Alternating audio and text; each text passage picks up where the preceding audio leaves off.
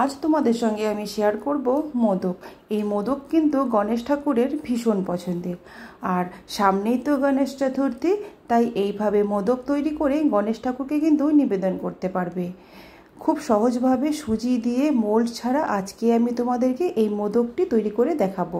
তো চলো রেসিপিটি শুরু করি। তার আগে হ্যালো এভরিওয়ান, কেমন আছো তোমরা সবাই?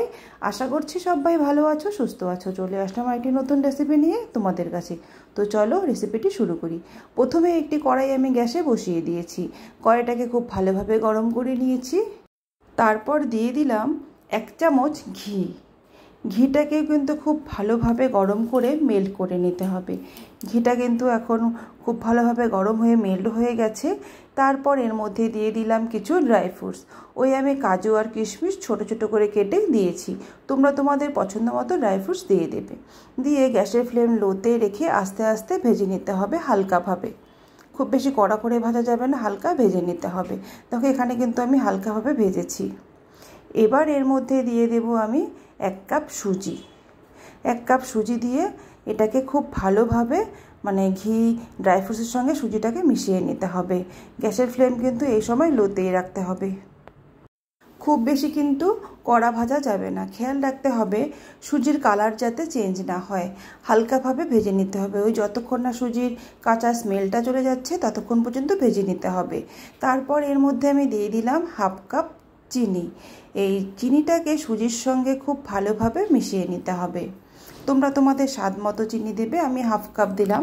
এই 1/2 কাপ চিনি দিয়েও কিন্তু খুব ভালোভাবে আমি মিশিয়ে নিলাম। তারপর এর মধ্যে আমি দিয়ে দেব 4 চামচ গুঁড়ো দুধ। এই গুঁড়ো দুধটা দিলে কি হয়, টেস্টটা দ্বিগুণ বেড়ে যায়। গুঁড়ো দুধটা দিয়েও খুব ভালোভাবে মিশিয়ে নিতে হবে।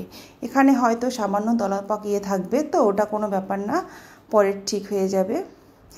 গুঁড়ো দুধটাকেও একটু মিশিয়ে নিলাম। তারপর আমি এখানে 1 কাপ দুধ নিয়েছি, তো পুরো দুধ দেবো না, 1/2 কাপ দুধ দিয়ে দিলাম।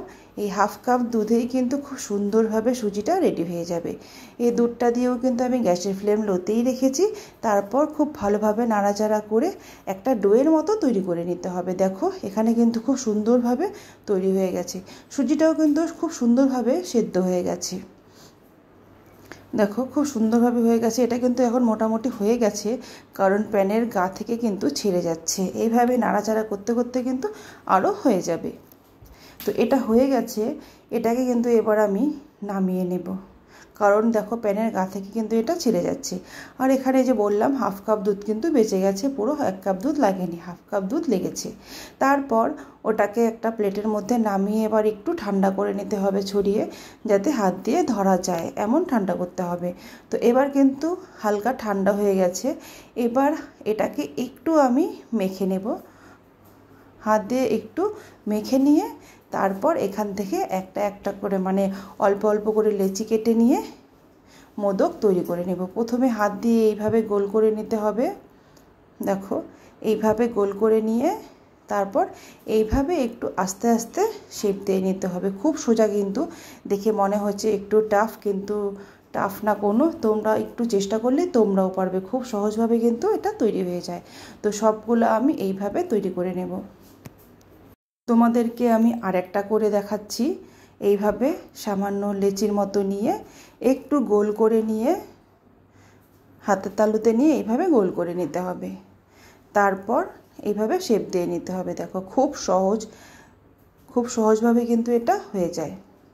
দেখো হয়ে গেল। তো সবগুলো এইভাবে তৈরি করে নিয়ে তারপর তোমাদেরকে আমি দেখাচ্ছি। দেখো কত সুন্দরভাবে কিন্তু হয়ে গেল। দেখো সবগুলো কিন্তু আমি এইভাবে তৈরি করে নিয়েছি। এবার এটাকে একটু ডিজাইন করব। একটা টুথপিক দিয়ে আমি ডিজাইনটা করছি। দেখো একটা টুথপিক নিয়ে এইভাবে শেপ দিয়ে নেব। তোমরা চাইলে কিন্তু ছুরি বা চামচের পেছন দিকটা দিয়েও এইভাবে করে নিতে পারো, খুব সহজ।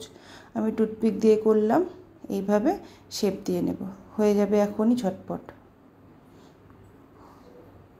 হয়ে গেল শেপ দেওয়া। দেখো খুব সুন্দরভাবে কিন্তু একটা মোদক তৈরি হয়ে গেল, খুব সহজ। তো সেমভাবে আমি সবগুলো করে নেব। এখানে আরেকটাও আমি করে নিয়েছি। দেখো সবগুলো এইভাবে আমি তৈরি করে নেব। দেখো হয়ে গেছে তৈরি করা সবগুলো। দেখে কিন্তু মনে হচ্ছে একদম দোকান থেকে কিনে আনা মোদক। তো এগুলোর মধ্যে আমি একটু ফুড কালার দিয়ে দেখাচ্ছি, ইয়েলো কালারের ফুড কালার দিয়ে দেব। কালারের ফুড কালার দিয়ে উপর দিকটা একটু এইভাবে ডিজাইন করে দেব যাতে দেখতে ভালো লাগে। তো সবগুলোকে আমি এইভাবে দিয়ে দেব। তোমরা চাইলে এটা নাও দিতে পারো। দেখো সবগুলোকে আমি এইভাবে দিয়ে নিয়েছি। এবার কিন্তু এটা রেডি। তোমরা চাইলে এইভাবে তৈরি করে কিন্তু গণেশ ঠাকুরকে নিবেদন করতে পারো। তো কতটা সফট হয়েছে তোমাদেরকে দেখাচ্ছি, দেখো একদম মুখে দিলেই মিলিয়ে যাবে, ঝটপট কিন্তু তৈরি হয়ে যায়, খুব সহজ। তো বন্ধুরা, আশা করছি আমার এই রেসিপিটি তোমাদের ভালো লেগেছে। আর যদি ভালো লেগে থাকে তাহলে অবশ্যই লাইক করো, কমেন্ট করতে কিন্তু আমাকে ভুলো না।